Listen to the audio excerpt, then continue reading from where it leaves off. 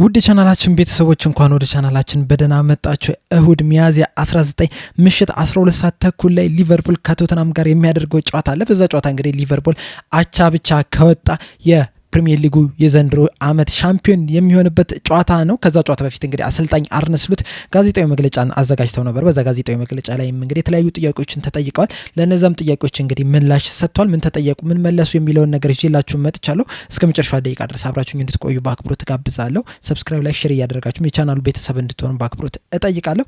በመጀመሪያም የተጠየቁት እንግዲህ በክሪስታል ፓላስና በአርሰናል መካከል በተደረገው ጨዋታ ዙሪያ ነበር። በዛ ጨዋታ ዙሪያ ምን ተመለከታችሁ፣ እንዴት ተመለከታችሁት የሚለውን ተጠይቀው ነበረ። እሳቸውም በምላሻቸው ምንድነው ያሉት፣ ለየት ያለ ነበር። ምክንያቱም እንግዲህ ከዚህ በፊት የተለያዩ ጨዋታዎችን ስመለከት ወይ ብቻዬን ነኝ ወይ ከቤተሰብ ጋር ነኝ ወይም ደግሞ ከጓደኞቼ ጋር ነበረ የማየው። ነገር ግን በዛ ጨዋታ ላይ ግን እንደ ቡድን ሰብሰብ ብለን ነበረ ያየ ነው። በውጤቱም እንግዲህ ደስተኛ ነን። በእርግጥ መጀመሪያ ላይ እንግዲህ እንደዚህ አይነት ጨዋታ ይሆናል ብዬ አልጠበቅኩም ነበረ። ምክንያቱም እንግዲህ በኤሚሬትስ እንደመደረጉ መጠን እንደዚሁም አርሰናል አሁን ላይ ያለበትን አቋም ስንመለከት ማለት ነው። ነገር ግን በጨዋታው ላይ ግን ባየሁት ነገር በክሪስታል ፓላሶች በጣም ተደንቅ ያለው። ከዛ ከጨዋታው በኋላ ግን አቻ በመውጣታቸው ያን ያህል የሚያስገርም አይደለም። በፕሪሚየር ሊጉም እንግዲህ እንደዚህ አይነት ቡድኖች ምን ያህል ጠንካራ እንደሆኑ እንግዲህ ከዚህ በፊት ተመልክተናል። ያንንም ነገር እንግዲህ በዚህ ጨዋታ ላይ ተመልክተናል ብሏል። በውጤቱም እንግዲህ በጣም ደስተኛ ነን ብለዋል። በመቀጠልም የተጠየቁት ደግሞ በእሁዱ ጨዋታ እንግዲህ 1 ነጥብ ብቻ ነው የሚያስፈልጋችሁ ዋንጫውን ለማንሳትና ይህንንም ጨዋታ እንግዲህ በሜዳችሁ እንደማድረጋችሁ መጠን በሜዳችሁ ዋንጫውን እንደምታረጋግጡ በመሆኑ ምንድነው የተሰማው ተብሎ ተጠይቀው ነበረ። እሳቸውም በምላሻቸው ምንድነው ያሉት፣ በጣም ትልቅ ኃላፊነት ነው። ምክንያቱም እንግዲህ ከዚህ በፊት ሊቨርፑል ዋንጫ በሚያነሳበት ሰዓት እንግዲህ ምን እንደተፈጠረ እናውቃለን። ምክንያቱም እንግዲህ በኮቪድ ጊዜ ነው የነበረውና ከደጋፊዎች ጋር አንድ ላይ ማክበርም አልተቻለም ነበረ። በተጨማሪም ደግሞ በሌላ ቡድኖች ጨዋታ ነው የተረጋገጠውና በሜዳ ሲሆን እንግዲህ በጣም ትልቅ ኃላፊነት ነው የሚሆነው። ነገር ግን ደግሞ በዛ ጨዋታ ላይ ምን ማድረግ እንዳለብን እናውቃለን። ቢያንስ 1 ነጥብ ማሳካት እንዳለብን እናውቃለን። ይህንንም ነገር ደግሞ ደጋፊዎቹ በደንብ እንደሚያውቁትም ተስፋ አድርጋለሁና ለየት ያለ ድጋፍም እንደሚሰጡን ተስፋ አድርጋለሁ። በጣም ትልቅ ጨዋታ ነው። ቶተናምም ጠንካራ ቡድን ስለሆነ የዛን ቀን እንግዲህ በጣም በትኩረት መጫወት መቻል አለብን ብለዋል። በመቀጠልም የተጠየቁት ደግሞ በዛ ጨዋታ ላይ እንግዲህ በጣም ኢሞሽናል የሆነ ጨዋታ ነው። ምክንያቱም እንግዲህ በባለፈው 2019-20 ላይ እንግዲህ ከደጋፊዎች ጋር አንድ ላይ ማክበር አልቻላችሁምና ለዚህ በጣም ኢሞሽናል ለሆነ ጨዋታ ምን ያህል ተዘጋጅታችኋል ተብለው ተጠይቀው ነበረ። እሳቸውን በምላሻቸው ምንድን ነው ያሉት፣ በጣም ኢሞሽናል የሚሆን ጨዋታ እንደሚሆን እንጠብቃለን። ነገር ግን ደግሞ ከዚህ በፊት ስንዘጋጅበት እንደነበረው ተመሳሳይ መልኩ እንዘጋጃለን ብለን ነው የምናስበው። እንደዚሁም ደግሞ ተጫዋቾቹም እንግዲህ ከዚህ በፊት ለተለያዩ ጨዋታዎች ሲሰጧቸው የነበሩትን ኢነርጂዎች እንዳለ በዚህ ጨዋታ ላይ እንግዲህ ይሰጣሉ ብለን ተስፋ እናደርጋለን። በሙሉ ትኩረት ይህንን ጨዋታ እንግዲህ እየተዘጋጀን ነው የምንገኘው። ያንንም ነገር እንግዲህ በሜዳ እናያለን ብለን ተስፋ እናደርጋለን። በእርግጥ ጠንካራ ጨዋታ ይሆናል ብለን ነው የምንጠበቀው። ምክንያቱም እንግዲህ ቶተናም ጠንካራ የሚባሉ ቡድን ናቸው። በእርግጥ ሙሉ ለሙሉ ትኩረታቸው በዚህ ጨዋታ ላይ ላይሆን ይችላል። ምክንያቱም እንግዲህ ከፕሪሚየር ሊጉ በተሻለ መልኩ እንግዲህ ኢሮፓ ሊግ ላይ ወደ ሩብ ፍጻሜ መድረስ ችሏልና ምናልባት እዛ ላይ ትኩረት ሊያደርጉ ይችላሉ። ነገር ግን ደግሞ እዛ ላይ ትኩረታቸው ሆነ ተብሎ ደግሞ ይህንን ነገር ደግሞ ይተውታል ተብሎ አይጠበቅምና ይህም ጠንካራ ጨዋታ ይሆናል። ለዛም እንግዲህ ዝግጁ እንሆናለን ብለዋል። በመቀጠልም የተጠየቁት ደግሞ እንግዲህ የዚህን የፕሪሚየር ሊግ ዋንጫ ሲያነሱ የመጀመሪያው ኔዘርላንዳዊ አሰልጣኝ ይሆናሉና በዚህ ዙሪያ አስበውበታል ወይ ተብለው ተጠይቀው ነበረ። እሳቸውም በምላሻቸው ምንድነው ያሉት፣ ስለዚህ ጉዳይ ብዙም አላሰብኩበትም። እንደውም ትዝ የሚለኝ ስጠየቅ ብቻ ነው። አሰልጣኝ ስትሆን እንግዲህ እንደዚህ አይነት ነገሮች ትዝ አይሉም። ሁልጊዜ ትኩረት የሚሆነው ቀጣይ ጨዋታ ላይ ነው። አሁንም እንግዲህ በቶተናም ጨዋታ ላይ እንግዲህ ሁሉም ተጫዋቾች ጤነኛ ይሆናሉ ብዬ ተስፋ አድርጋለሁ። ከዛ በኋላ እነዚህን ተጫዋቾች ማዘጋጀት ላይ ነው እንግዲህ ትኩረታችን የሚሆነው። ከዛ ጨዋታው ላይ መጫወት ብቻ ነውና በዚህ ሰዓት ላይ እንግዲህ ስለ እንደዚህ አይነት ነገሮች ምንም አይነት ትኩረት የለኝም። አሁን ሙሉ ለሙሉ ትኩረቴ በቶተናም ጨዋታ ላይ ነው። ቶተናሞችን እንግዲህ እስካሁን ድረስ 3 ጊዜ ማግኘት ይችላል። ምን ያህል ጠንካራ ቲም እንደሆኑ እናውቃለን። በተጨማሪም ደግሞ ባለፈው ሳምንት እንግዲህ ከሌስተር ሲቲ ጋር በምንጫወትበት ሰዓት እንግዲህ መውረዳቸውን ካረጋገጡ ቲሞች ጋር ነው የተጫወቱት። ነገር ግን ምን ያህል ጠንካራ ፉክክር እንደገጠመን በዛ ጨዋታ ተመልክተናል እና ይህም ጨዋታ እንግዲህ ጠንካራ ነው የሚሆነው። ስለዚህ እዛ ላይ ነው እንግዲህ ሙሉ ትኩረቴን አድርጌ እየተዘጋጀው ያለሁት ብለዋል። በመቀጠልም የተጠየቁት ደግሞ ምንድነው በቶተናም ጨዋታ ዙሪያ ነው። እስካሁን ድረስ 3 ጊዜ ከቶተናም ጋር መገናኘት እችላችኋልና ምንድነው ከነዚህ 3 ጨዋታዎች የምትወስዱት ነገር፣ ወይስ በዛ ጨዋታ በቀጣይ ጨዋታ ላይ እንግዲህ ሰርፕራይዝ የሚሆን ነገር ይዘው ሊመጡ ይችላሉ ብላችሁ ትጠብቃላችሁ ተብለው ተጠይቀው ነበረ። እሳቸውም በምላሻቸው ምንድነው ምንድነው ያሉት? ሁልጊዜም እንግዲህ ለየት ያለ ፎርሜሽን ይዞ ሊመጡ ይችላሉ፣ ለየት ያሉ አጮትን ይዞ ሊመጡ ይችላሉ ብለህ እንግዲህ መጠበቅ አለብህ። ነገር ግን ደግሞ ብዙ ጨዋታ እስካሁን ድረስ መጮት እችለናልና እንደዚህ አይነት ነገሮች ይከሰታሉ ብለን ተስፋ አናደርግም፣ አንጠብቅም። ምክንያቱም እንግዲህ ይህን ሁላ ጨዋታ ስትጫወት እንግዲህ ተመሳሳይ አይነት አጮት ይዘህ መጥተህ ባለቀ ሰዓት አጮትን ትቀይራለህ ተብሎ አይጠበቅም። በእርግጥ መሀል ላይ ቢሆን ኖሮ ጨዋታን ስታይል የቀየሩት ያንን ኤክስፔክት ልታደርግ ትችላለህ። ነገር ግን ፕሪሚየር ሊጉን ሊያልቅ ሲል ግን ይቀይራሉ ተብሎ አይጠበቅም። ስለዚህ በሁለታችንም በኩል እንግዲህ ይዘናቸው ልንገባ የምንችላቸውን አጮች ስታይሎች እንግዲህ ተመሳሳይ ናቸው ከዚህ በፊት ከነበሩት ጋር ብለን ነው የምንጠብቀው። በዛ ጨዋታ ላይ እንግዲህ ያንን ነገር ይከሰታል ብለን እንጠብቃለን ብለዋል። በመቀጠልም የተጠየቁት ደግሞ በዋንጫ በማሸነፍ ዙሪያ ነው። ብዙ ሰዎች እንግዲህ ይህንን ዋንጫ ልታሸንፉ በመድረሳቸው እንግዲህ ምናልባትም ይህንን ቲም በመያዛቸውን ዋንጫውን ሊያሸንፉ የደረሱት ብለው ያስባሉ። በእርሶ በኩል ግን እንዴት ነው የሚያዩት? መጀመሪያ ሊቨርፑልን ሲቀበል ዋንጫ እናሸንፋለን ብለው አስበዋል ወይ ተብለው ተጠይቀው ነበረ። እሳቸውም በምላሻቸው ምንድን ነው ያሉት? መጀመሪያ ወደ የትኛውም ክለብ ስትሄድ እንግዲህ ዋንጫ ስለማሸነፍ አይደለም የምታስበው። መጀመሪያ የምታስበው እንግዲህ ምን አይነት አጮትን ይዤን የመጣሁትኝ፣ ተጫዋቾች ውስጥ ምን አይነት አጮትን ሲጫወቱ ነበረ፣ ምንድን ነው የምቀይረው ነገር፣ ትሬኒንግ ግራውንዱ ምንድነው የሚመስለው፣ ስቴዲየሙ ምንድነው የሚመስለው፣ የተለያዩ ነገሮችን ነው የምትመለከተው። ከዛ በኋላ ደግሞ ምን ያህል ነው ከበፊቱ ሲጫወቱበት ከነበረው አሁን ላይ የተለወጠ ያጮት ስታይል ይዤ የመጣሁት የሚለውን ነገር ታያለ። እነሱስ እንዴት ነው ወደ እኔ ወደምፈልገው አጮት ስታይል የሚመጡት የሚለውን ነገር ነው በደንብ የምታየው። ከዛ በኋላ ነው እንግዲህ ወደ ተለያዩ ነገሮችን የምታስበው። በእርግጥ ወደ ሊቨርፑል ስትመጣ አሰልጣኝም ሆንክ ተጫዋችም ሆንክ ካንተ የሚጠበቅብህ ነገር አለ። ይህ ምንድነው? ለክለቡ ዋንጫ ማምጣትን ነው። ሁልጊዜም ያንን ነገር ማሰብህ አይቀርም። ነገር ግን በመጀመሪያ ግን እንደዚህ አይነት ነገሮችን አታስብም። ወደ ራስ ፎርሜሽን ማምጣት መቻል አለብህ። ወደ ራስ ያጮት ስታይል ማምጣት መቻል አለብህ። ከዛ በኋላ ግን ሁሌም ካንተ የሚጠበቀው ዋንጫ ማንሳትን ነው። ምክንያቱም እንግዲህ ሊቨርፑል በጣም ትልቅ ቲም ነው። ስለዚህም ዋንጫ ማንሳት አለብህ ብለዋል። በመቀጠልም የተጠየቁት ደግሞ አንዳንድ ሰዎች እንግዲህ የዘንድሮ ፕሪሚየር ሊግ በጣም ቀዝቃዛ ፉክክር የሌለበት ነው ብለዋል። በዚህ ዙሪያ ያለው አስተያየት ምንድነው? በተጨማሪ ለእርሶስ ምን አይነት ሲዝን የነበረው? ጠንካራ ነው ወይስ ደካማ የፕሪሚየር ሊግ ሲዝን ነው ብለው ያስባሉ ተብለው ተጠይቀው ነበረ። እሳቸውም በምላሻቸው ምንድን ነው ያሉት? ሁሉም ሰው እንግዲህ የራሱ የሆነ ሀሳብ ሊኖረው ይችላል። ማንም ሰው የፈለገውን ሊል ይችላል። በዚህ ሰዓት እንግዲህ ሁሉም ሰው የራሱ የፈለገውን ነገር የመናገር ነጻነት አለው።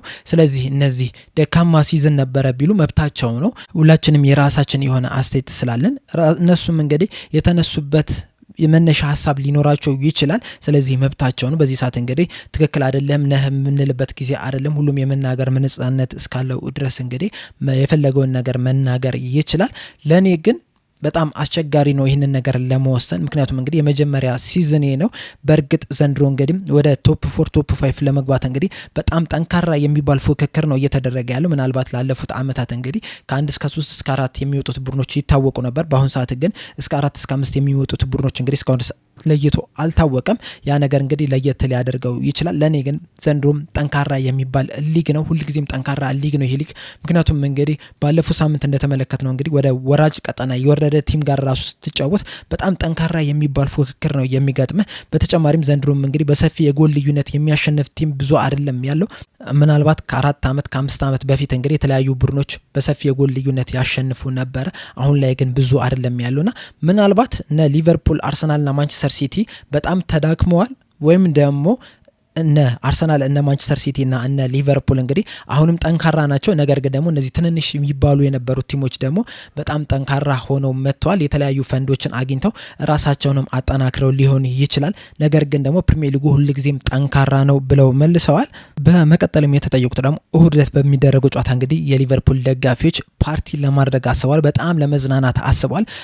እርሶስ በጨዋታው ላይ ይዝናናሉ ወይ በዚህ ጨዋታ ተብለው ተጠይቀው ነበረ። እሳቸውም በምላሻቸው ምንድን ነው ያሉት? ሁልጊዜም እንግዲህ ወደ አንፊልድ ልንጫወት ስንሄድ እንግዲህ በጣም ደስተኛ ነው የምሆነው እና በዛ ጨዋታ ላይ እንግዲህ አሁንም ወደ አንፊልድ ስሄድ በጣም ደስተኛ ነው የሚሆነው። ጨዋታው እስከሚጀምር ድረስ ግን በተጫዋቾች ዝግጅት ላይ በሁሉም ነገሮች ላይ ነው ትኩረት የሚሆነው እና በዛ ጨዋታ ላይ ልደሰት የምችለው መቼ ነው? ዳኛው የመጠናቀቂያ ፊሽካውን በሚነፋበት ሰዓት ነው። የዛኔም እንግዲህ ሊቨርፑል ካሸነፈ በጣም ደስተኛ ነው የሚሆነው። ከዛ በኋላ ግን በጣም ጥቂት ደቂቃዎችን ብቻ ነው ደስተኛ የሚሆነው። እዛው ሜዳ ላይ ያለን በጣም እንደሰታለን። ከዛ በኋላ እንግዲህ ወደ መልበሻ ክፍል ስገባ ሁለት አይነት ሰዎች ይኖራሉ። አንዶቹ በጣም የሚደሰቱ አሉ። አንዳንዶቹ ደግሞ ያልተጫወቱ ደግሞ ምናልባትም ደስተኛ ላይሆኑ ይችላሉ። ለእንደኔ ደስተኛ ላይሆኑ ይችላሉ። ከዛ በኋላ ግን ወደ ጋዜጣዊ መግለጫ ነው የምገባውና በጣም ጥቂት ደቂቃዎችን ነው ልደሰት የምችለው። ከዛ ከጋዜጣዊ መግለጫ ላይ ግን ትኩረታችን የሚሆነው ቀጣይ ጨዋታ ላይ ነው የሚሆነውና ማናጀሪያል ህይወቴ እንግዲህ ከዛ በኋላ የሚቀጥል ይሆናልና በጣም ጥቂት ደቂቃዎችን ብቻ ነው ልደሰት የምችለው። እናም ደግሞ በዛ ጨዋታ ላይ እንግዲህ ካሸነፍን እንደዚሁም ደግሞ ዳኛው ፊሽካውን ከነፋ በኋላ ግን በጣም ደስተኛ ነው የምሆነው ብለዋል። በመቀጠል የተጠየቁት ደግሞ በብራድሊ ዙሪያ ነው። ብራድሊ ለቀጣይ ጨዋታ 90 ደቂቃ ሙሉ የመጫወት አቅም አለ ወይ በተለይ ደግሞ ከጉዳት እንደመመለሱ መጠን ተብሎ ተጠይቀው ነበረ። እሳቸውም በምላሻቸው ምንድነው ያሉት? ሙሉ 90 ደቂቃ ለመጫወት እንግዲህ በጣም እየቀረበ ነው የሚገኘው። በእርግጥ የእሁዱ ጨዋታ ላይ ሙሉ 90 ደቂቃ የመጫወት ብቃት አለው የሚለውን ነገር የምናውቀው ዛሬና ነገ የስልጠና ፕሮግራም አለ። ከዛ በኋላ በሚያሳየው ነገር ነው እንግዲህ እርግጠኛ የምንሆነው። ነገር ግን ደግሞ ያለፉትን ጨዋታዎች እንግዲህ በደንብ እየተጫወተ ነው የሚገኘው። 77 ደቂቃ መጫወት እችሏልና እንደዚህ አይነት ደቂቃዎችን ስትጫወት ደግሞ በቀጣይ ጨዋታ 90 ደቂቃ የመጫወት አቅሙ ይኖርሃል እና ወደዛ እየተጠጋን ያለው በእርግጥ በጣም እየተንከባከብነው ነው የምንገኘው። ምክንያቱም እንግዲህ ሁለት ጊዜ ተጎድቷል። ሁለቱም እንግዲህ ተመሳሳይ የሚባሉ ጉዳቶች ናቸውና ያንን ነገር ለመከላከል እንግዲህ በደንብ ማየት መመልከት መቻል አለብን። በደንብ መቆጣጠር መቻል አለብን የልጁን አጮትና ያንን ነገር ለማድረግም እየሞከረን ነው የምንገኘው። አሁን ግን ወደ 90 ደቂቃ ለመጫወት ግን በጣም እየቀረበ ነው የሚገኘው ብለዋል። በዛው አያይዞ በብራድሊ ዙሪያ የተጠየቁት ደግሞ ምንድነው አሁን እንግዲህ በጣም ገና ወጣት የሚባል ተጫዋችና ወደ ቋሚነት እንግዲህ እየመጣ ነው የሚገኘው። እስካሁን ድረስ እንግዲህ 26 ጨዋታዎችን ብቻ ነው መጫወት የቻለው በፕሪሚየር ሊጉ። ከነዚህም 26 እንግዲህ 3-4 ጨዋታዎች ብቻ ናቸው በ90 ደቂቃ መጫወት የቻለውና ከዚህ በኋላ ላሉት ጨዋታዎች በተለይ ደግሞ ጥሩ የሚባሉ ተጋጣሚዎችን ያገኛል። ከዚህ በኋላ ሊቨርፑል ከቼልሲ ጋር ከአርሰናል ጋር የሚጫወትበት ጨዋታዎች አሉ። ከክሪስታል ፓላስ ጋርም የሚጫወትበት ጨዋታዎች አሉና ከዚህ ሰዓት ጀምሮ በተለይ ደግሞ ሊቨርፑል ፕሪሚየር ሊጉን ካነሳ በኋላ እስከ ውድድሩ መጨረሻ ድረስ ምን ያህል 90 ደቂቃዎችን ይጫወታል ብላችሁ ታስባላችሁ? እንደዚሁም ደግሞ ለሱስ እነዚህ 90 ደቂቃዎችን መጫወት ምን ያህል የሱ ዴቨሎፕመንት ላይ ጥቅም ይሰጣል ብላችሁ ታስባላችሁ ተብለው ተጠይቀው ነበረ። እሳቸውም በምላሻቸው ምንድነው ያሉት? ለሱ እንግዲህ ተከታታይ ጨዋታዎችን መጫወት በጣም ጠቃሚ ነው የሚሆነለት ገና ወጣት እንደመሆኑ መጠን እንግዲህ እያንዳንዱ ጨዋታ በተጫወተ ቁጥር እንግዲህ የእርሱን ዴቨሎፕመንት በጣም እየጨመረለት ነው የሚመጣውና ከዚህ የተሻለም ተጫዋች መሆን የሚችልበት እድል አለው። ምናልባትም እንግዲህ ቀጣይ ስቴፕ የሚሆነው ለሱ እንግዲህ በየጊዜው መጫወት ነው፣ ተከታታይ ጨዋታዎችን መጫወት ነው። ነገር ግን ደግሞ አስቸጋሪ የሚያደርግበት ነገር ደግሞ ምንድነው? በዛ ቦታ ላይ እንግዲህ ሌላም ወርልድ ክላስ የሚባል ተጫዋች አለ፣ ትሬንት አሌክሳንደር አርኖልድ። ምናልባትም ለዛ ይሆናል እስካሁን ድረስ እንግዲህ ተከታታይ ጨዋታዎችን መጫወት ያልቻለው፣ ምክንያቱም አርኖልድ ስላለ። ከዚህ በኋላም እንግዲህ አርኖልድ እስካለ ድረስ ከሱ ጋር ነው እየተፎካከረ የሚቀጥለውና ምናልባትም እንግዲህ ያንን ነገር ላይ ያገኝ የሚችልበት ሁኔታ አለ። ነገር ግን ደግሞ ጠንካራ ተፎካካሪ ሆኖ ከአርኖልድ ጋር ለዛ ቦታ መፎካከር መቻል አለበት። በእርግጥ አስቸጋሪ ነገር ቢሆንም ነገር ግን ደግሞ ለኛ እንደ ቡድን ደግሞ ሁለት በጣም ምርጥ የሚባሉ የቀኝ ፉልባክ ተጫዋቾች አሉን ብለዋል። በመቀጠልም የተጠየቁት ደግሞ በኑኔዝ ዙሪያ ነው። አንድ የወጣ መረጃ ነበረ ከፖርቹጋል አካባቢ። ይህም ምንድነው? ከዚህ በኋላ እንግዲህ ኑኔዝ አንድ ጨዋታ የሚጀምር ከሆነ ለቤኔፊካ 5 ሚሊዮን ዩሮ ሊቨርፑል ለቤኔፊካ መክፈል አለበት የሚልና ምናልባትም ከዚህ በኋላ ቲሙን ሲመርጡ ይሄ ነገር አፌክት ያደርጉታል ወይ ኑኔዝን ላለመምረጥ ተብሎ ተጠይቀው ነበረ። እሳቸውም በምላሻቸው ምንድነው ያሉት?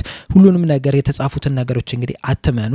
አንዳንዶቹም በእርግጥ እውነታ አላቸው፣ ነገር ግን ደግሞ አንዳንዶቹም ደግሞ ውሸቶች ናቸው። ይሄ ዜና እንግዲህ ለኔ አዲስ ነገር ነው። ስለዚህ የማቀው ነገር የለም። ሪቻርዱም እንግዲህ ስለዚህ ጉዳይ የነገረኝም ነገር የለም። በእርግጥ እስካሁን ድረስ እንግዲህ አብሬው በምሰራበት ሰዓት እንግዲህ እንደዚህ አይነት ነገር ስለሚፈጠር ቀጣይ ጨዋታ ካጫወትኩ 5 ሚሊዮን ዩሮ እንከፍላለን፣ ስለዚህ አታጫውተው ብሎኝም አያውቅም፣ እንደዛም አይለኝም። እኔ በማስገባው ተጫዋች ላይ እንግዲህ ምንም አይነት ውሳኔ አይሰጥም።